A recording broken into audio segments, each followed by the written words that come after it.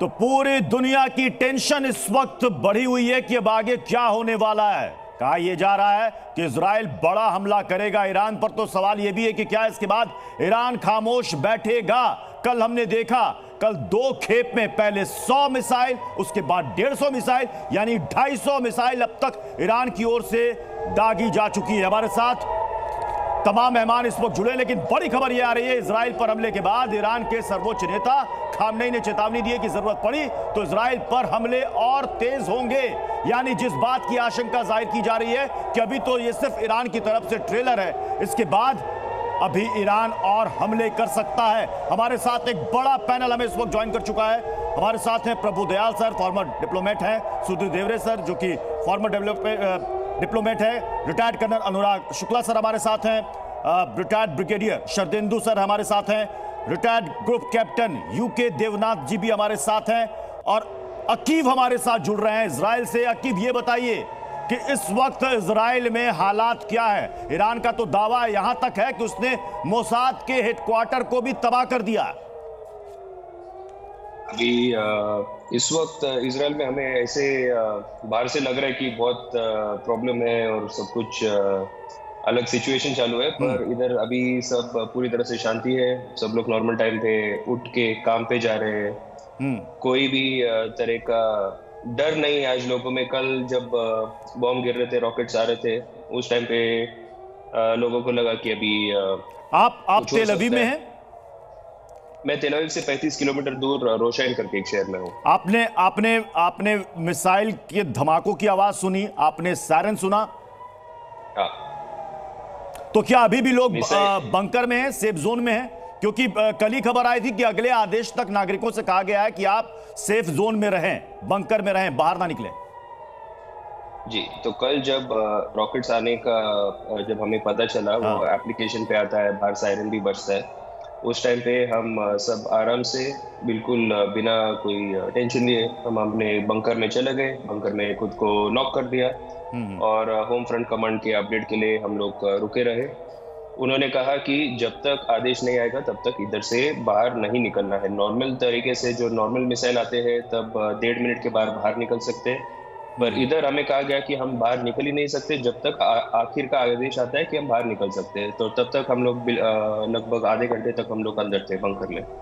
कल ये भी खबर आई थी कि इसमें अब साइबर अटैक किया जा रहा। फेक न्यूज अचानक से फ्लोट हुई इजराइल में कि सब कुछ ठीक है, हालात अच्छे हैं, नागरिक बाहर निकल सकते हैं। क्या आपके पास भी ऐसा कोई मैसेज आया था? नहीं, मेरे पास नहीं आया था, पर मेरे दोस्तों के पास आया था। ये कल नहीं आया था, ये 2-3 हफ्ते से आ रहा है। बहुत फेक मैसेजेस आ रहे हैं जिससे आप उन पे क्लिक करते हो तो वो आपके फोन को हैक कर लेते हैं। हाँ। पर इजराइल का साइबर डिफेंस सिस्टम बहुत अच्छा है, उसकी वजह से ये ज्यादा कुछ अगर कोई लिंक पे क्लिक नहीं करता। और इधर के लोग बहुत पढ़े लिखे, उनको पता है कि ऐसे जब कोई लिंक आता है उस पर क्लिक नहीं करना है। उसके वजह से किसी का फोन हैक करना या वैसे करना उनको मुश्किल पड़ता है। ठीक है, आप अकीब हमारे साथ बने रहे। मैं प्रभु दयाल सर, मैं आपके पास आ रहा हूं।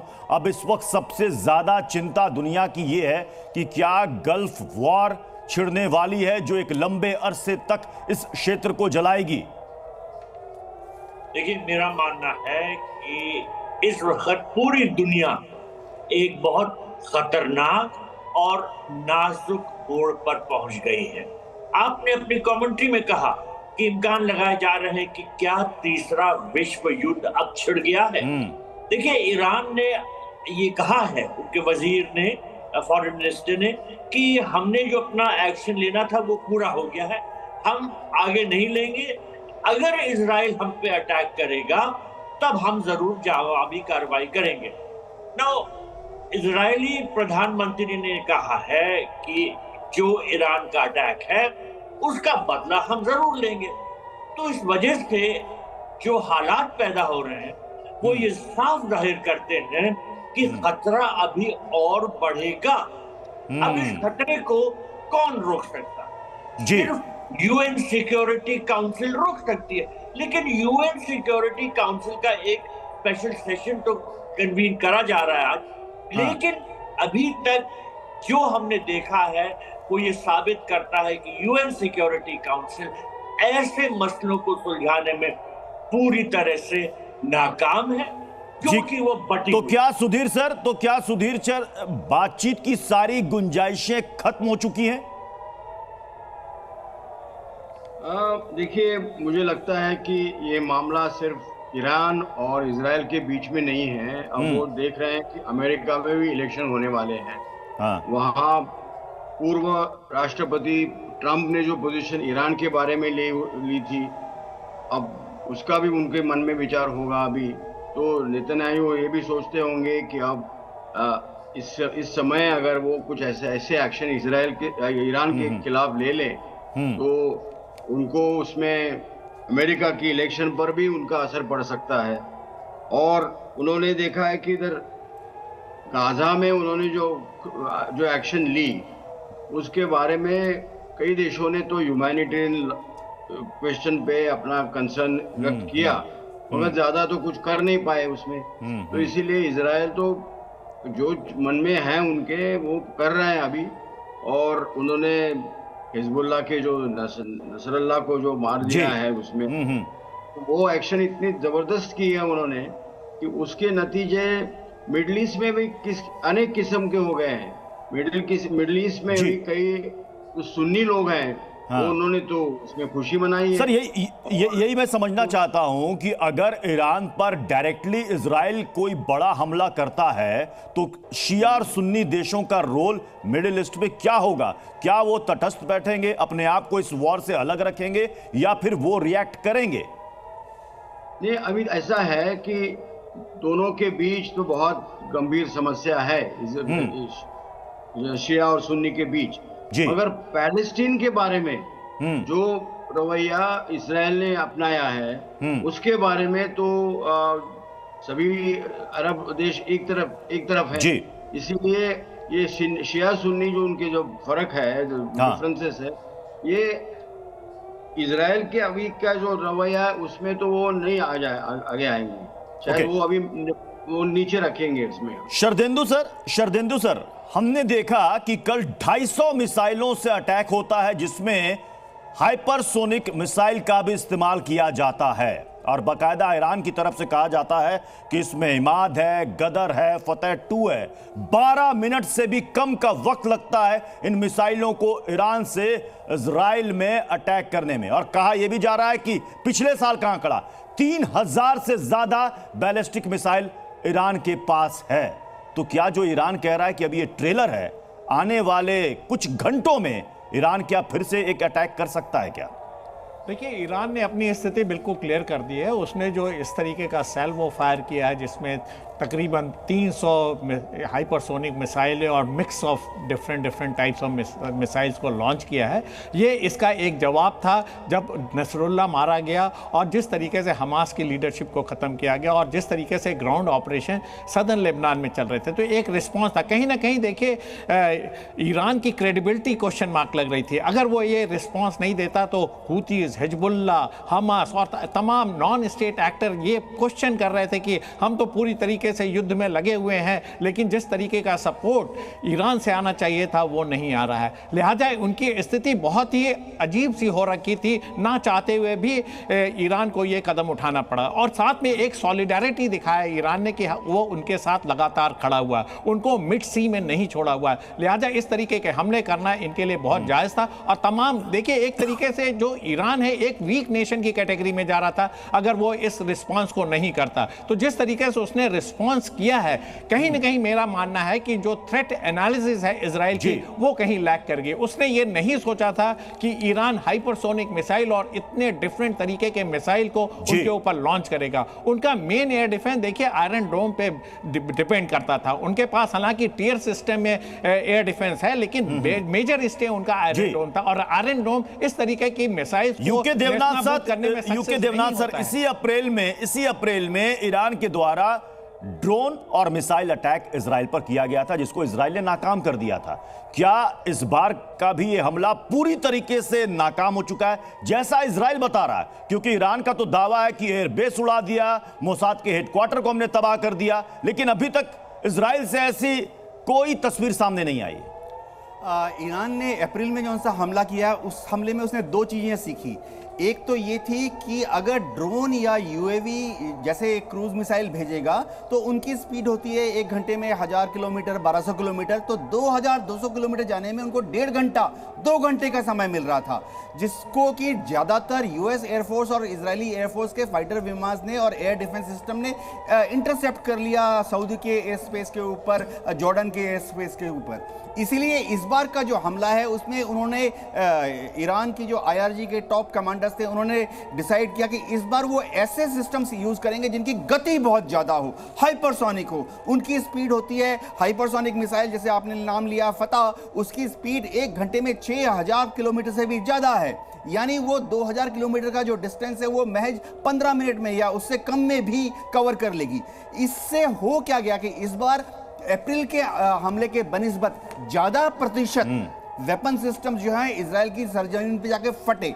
कितने इफेक्टिव हुए हैं, इजराइल दावा कर रहा है कि ज्यादा नुकसान नहीं हुआ, लेकिन जितने हम सूत्र देख रहे हैं कुछ टैक्टिकल नुकसान हुआ है। और सबसे क्योंकि कल कुछ तस्वीरें सामने आई थी जहां पर हमने देखा था कि मिसाइल के टुकड़े नीचे गिरे हुए हैं, लोग वहां पर मोबाइल से उनकी तस्वीरें बना रहे थे कि स्कूल को नुकसान पहुंचा। इस बीच बड़ी खबर यह है, ईरान के हमले से इजराइल को नुकसान पहुंचा है। नेवातीम एयरबेस पूरी तरीके से तबाह हो चुका है। ईरान के हमले में यह एयरबेस तबाह हुआ है।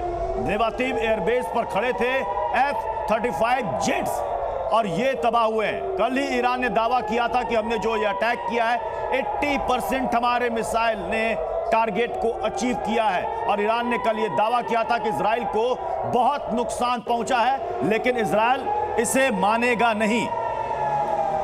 हमारे साथ अनुराग अकीब, मैं आपके पास आ रहा हूं। क्या कोई अगला आदेश आया है आप लोगों को कि कब तक सिविलियंस बाहर आ सकते हैं, या फिर अभी भी ये कहा जा रहा है कि आप बंकर में ही रहिए? नहीं, अभी ऐसा कोई आदेश नहीं है। अभी हमें आदेश दिया है कि नॉर्मल जो लाइफ जीना है वही करना है। सब काम पे जा रहे हैं। आज हमारा नया वर्ष शुरू होता है जूश कैलेंडर के हिसाब से, तो आज शाम से हमारे सेलिब्रेशंस होते हैं, तो उसके लिए हम सब करने वाले हैं। और डायरेक्टिव में अप टू 1000 लोग एक साथ में इकट्ठा हो सकते हैं। जिस टाइम पे ये अटैक हो रहा था उस टाइम पे ये सब बंद किया गया था, तो अभी सब कुछ बिल्कुल नॉर्मल है। और ये जो तबाही के जो वो लोग क्लेम करते हैं वो नहीं सच है। अगर आप मैं आपको बाहर के नज़ारे दिखा सकता हूँ, इधर ऐसा कुछ नहीं हुआ है, सब लोग बिल्कुल ठीक है। सिर्फ एक आदमी अकीब, अगर आप अकीब अभी आप इस वक्त कहां पर हैं? कमरे के अंदर हैं, बंकर के अंदर हैं, कहां पर है आप? कुछ नहीं, मैं नॉर्मल कमरे के अंदर हूं। नॉर्मल कमरे के अंदर घुमा सकता हूं कैमरा में। बंकर के अंदर नहीं हूं। बंकर के अंदर नहीं है, नॉर्मल कमरे के अंदर है। आप कह रहे हैं कि सब कुछ वहां पर नॉर्मल रूटीन के हिसाब से चल रहा है, यानी कि सिविलियंस बाहर आ भी रहे हैं। आप कह रहे हैं कि आज आप लोगों का वर्क डे आज से शुरू होता है, यानी कि ऐसा कुछ नहीं है जैसा ईरान की तरफ से बताया जा रहा है कि काफी तबाही हुई है इजराइल में और खास तौर पर राजधानी तेल अवीव में। बिल्कुल ऐसा कुछ नहीं है, सब बिल्कुल शांतिपूर्वक चल रहा है और जैसे नॉर्मल वर्किंग डे है वैसा ही है। आज शाम से हमारे सेलिब्रेशन शुरू होने वाले न्यू ईयर के, तो उसके लिए लोग घर में रहेंगे, सिनेगॉग में जाएंगे प्रेयर्स करने के लिए। तो जो है बाहर में डेफिनेटली कैमरा भी घुमा सकते हो, सब नॉर्मल है। तो अगर आप कैमरा घुमाकर दिखा सकें अगर बाहर, इस वक्त वहां पर कितने बज रहे होंगे अकीब? इस वक्त सुबह के 7:45 हुए हैं। सुबह 7:45। तो आप बाहर की तस्वीर जरा दिखाएं। जी जी, राइट। और इधर सब कुछ बिल्कुल नॉर्मल है। इधर आप देख सकते हो, इस साइड पे तो सिर्फ बिल्डिंग्स है, घर के दूसरे साइड पे भी है। और आप राजधानी तेल अवीव से 35 किलोमीटर दूर हैं। जी बिल्कुल। हाँ, तो ये आप वहां पर इजरायली मीडिया या फिर न्यूज चैनल्स वहां पर क्या दिखा रहे हैं? खबरें यही है ईरानी अटैक की, या फिर कुछ और खबरें चल रही हैं वहां? ईरान ने अटैक किया और 2 टेररिस्ट अटैक हुए। एक हुआ टेररिस्ट अटैक तेल अवीव में, जिसको एक आम नागरिक ने, जो आम था, जिसके पास वेपन था, उसने अटैकर्स को न्यूट्रलाइज किया। वो एक खबर आ रही है। और दूसरा जो हर्सिलिया में हुआ, उसका अभी तक प्रॉपर क्लियर पिक्चर नहीं आया, बट 2 टेररिस्ट अटैक हुए, उसकी बात चल रही है। पर वो टेररिस्ट अटैक उसी वक्त निपटे गए, क्योंकि जो इधर के आम नागरिक है सब लोग ने आर्मी किया है, उसके वजह से ज्यादातर लोगों के पास वेपन होता है। तो जिस वक्त पे टेररिस्ट अटैक शुरू होता है, कोई आम नागरिक सामने आता है और टेररिस्ट को उसी टाइम पे खत्म कर देता है। जी, अच्छा, अप्रैल में भी ड्रोन और मिसाइल से अटैक किया गया था, कहा जा रहा है कि उसी तर्ज पर यह भी अटैक है। उस वक्त भी इजराइल को कुछ खासा नुकसान नहीं पहुंचा था, तो यह भी सेम उसी तरह का अटैक है? जी बिल्कुल, उसी तरह का अटैक है, ज्यादा कुछ खास नुकसान नहीं हुआ है। और लेकिन जिस एयरबेस की बात की जा रही है अकीब साहब, कि एक एयरबेस तबाह हुआ है, इसके बारे में वहां पर इजरायली मीडिया कुछ कह रही है? नहीं, इजरायली मीडिया कोई एयरबेस के बारे में अभी तक तो मैंने न्यूज़ पे देखा नहीं है यहाँ पर बेसिकली एक ही आदमी की जान गई है, और वो आदमी वेस्ट बैंक में जेरिको में एक गाजा का रेसिडेंट है, वो एक पैलेस्टीनियन आदमी है। यानी अभी तक कोई कैजुअलिटी रिपोर्ट नहीं है तेल अवीव में? एक भी इजरायली घायल नहीं हुआ है। ज्यादातर इंजरीज क्यों होते हैं कि अगर कोई बंकर की तरफ भाग के जा रहा है, या किसी को एंजाइटी अटैक आता है सायरन सुन के, क्योंकि बहुत ट्रॉमा होता है ये, जब बचपन से सालों तक ये सायरन सुनते हैं और फिर भागना पड़ता है और फिर ये एक्सप्लोजन सुनाई देते हैं, कुछ लोगों को ट्रॉमा होता है तो उनको एंजाइटी अटैक होता है, या बंकर की तरफ भागते हुए जो होता है उतना ही हुआ है। जी अकीब, आप हमारे साथ बने रहे। मैं अनुराग सर आपके पास आ रहा हूं। जी न्यूज़।